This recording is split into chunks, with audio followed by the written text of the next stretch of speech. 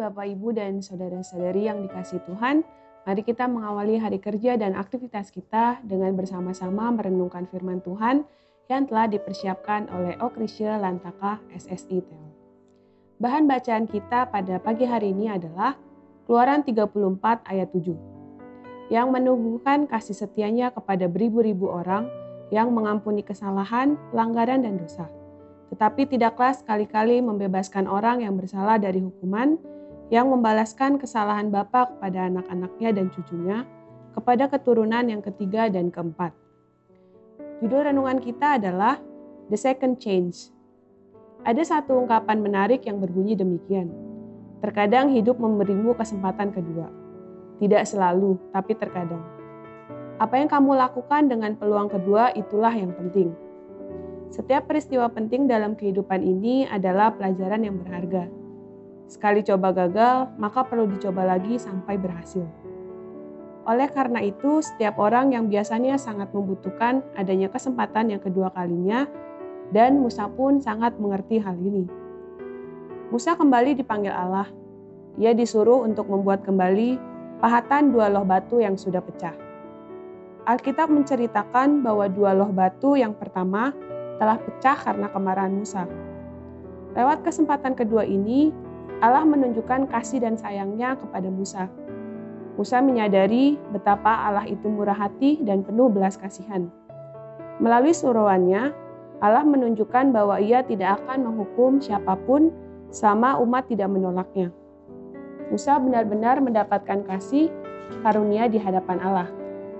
Ia memohon kiranya Allah senantiasa memimpin Israel karena mereka adalah miliknya. Kesempatan kedua yang diberikan kepada umat Israel melalui Musa tentulah tidak akan disia-siakan.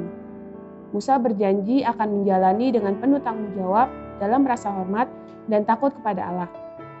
Kesempatan kedua kepada umat Israel ini membuktikan bahwa Ia adalah pemurah dan pengasih. Sama halnya dengan kita manusia, pada dasarnya telah jatuh dalam dosa. Namun Allah kita yang merupakan Allah yang pengasih mengutus anaknya Yesus Kristus untuk menghapus dosa manusia yang tujuannya yakni memerdekakan kita dari dosa yang telah kita lakukan. Allah adalah sang pemberi kesempatan kedua, the second change.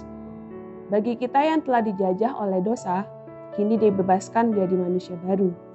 Lewat penebusan yang dilakukan oleh Yesus, kita diberi kesempatan yang kedua untuk memperbaharui hidup kita.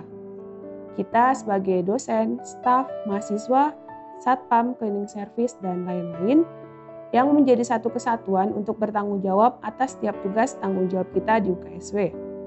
Ketika di masa yang telah lalu kinerja kita tidak terlalu baik, maka sekarang mari kita tingkatkan.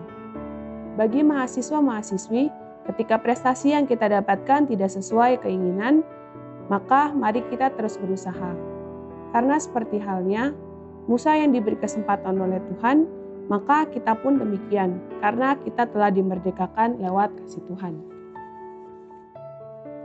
Refleksi.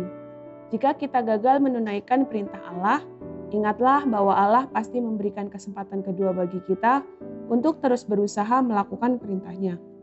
Terus berusaha membenahi diri menjadi orang-orang layak, merdeka dari dosa.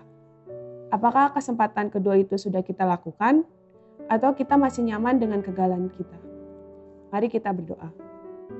Terima kasih atas kesempatan kedua yang Allah berikan kepada kami lewat kematian anak-Mu yang tunggal di atas kayu salib yang diwujudkan dalam bentuk keselamatan bagi umat manusia. Kami yang dulu terbelenggu dengan dosa, kini dipulihkan menjadi manusia baru. Biarlah kami terus memaknai dan memfungsikan hidup dan kehidupan kami dengan bijaksana.